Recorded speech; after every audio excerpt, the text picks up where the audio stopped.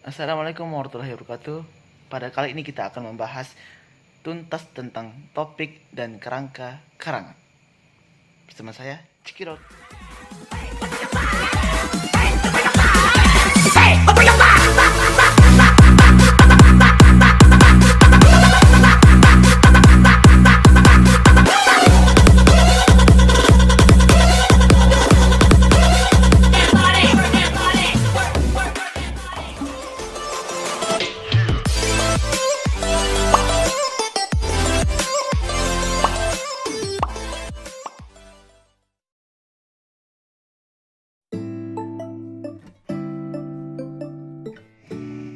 Topik dan kerangka karangan merupakan langkah paling awal sebelum melakukan penyusunan karya ilmiah. Sebuah karya tulisan ilmiah tidak akan terbentuk jika tidak jelas topik yang akan dibahas di dalamnya. Istilah topik seringkali disamakan dengan tema, padahal topik berbeda dengan tema, apalagi dengan judul.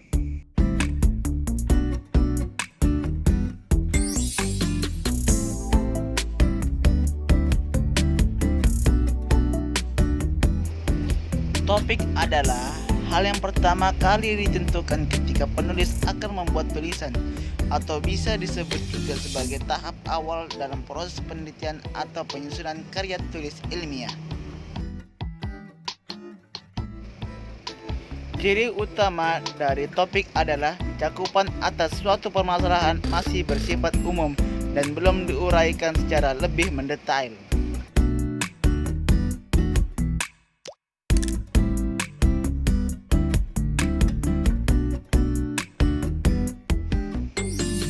Tema merupakan sasaran yang hendak dicapai penulis berdasarkan topik, sehingga tema itu mempersempit atau membatasi topik.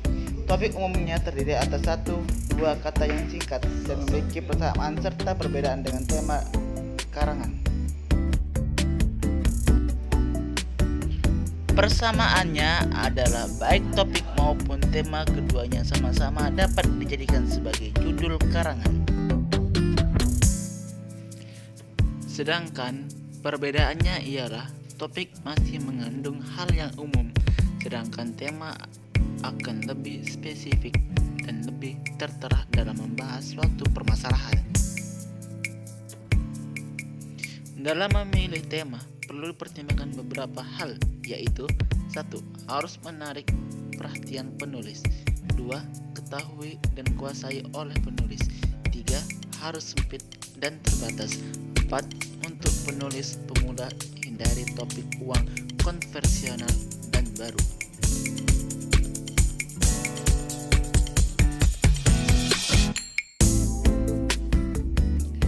Judul merupakan perincian atau jabaran dari topik yang diberikan untuk bahasan atau karangan. Nama yang dipakai untuk buku atau bab dalam buku yang menyeratkan secara pendek isi atau maksud dari buku tersebut. Dalam artikel judul sering disebut juga kepala tulisan.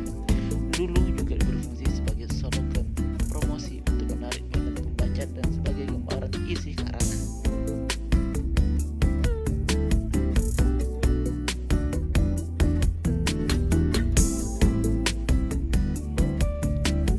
Kerangka karangan adalah rencana teratur tentang pembagian dan penyusunan gagasan. Fungsi kerangka karangan: 1. Tidak mengelola ide sampai 2 kali.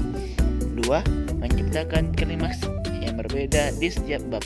3.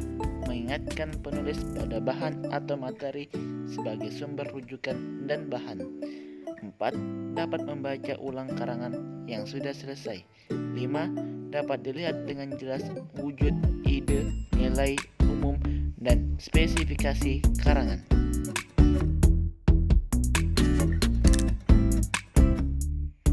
Cukup sekian dari saya.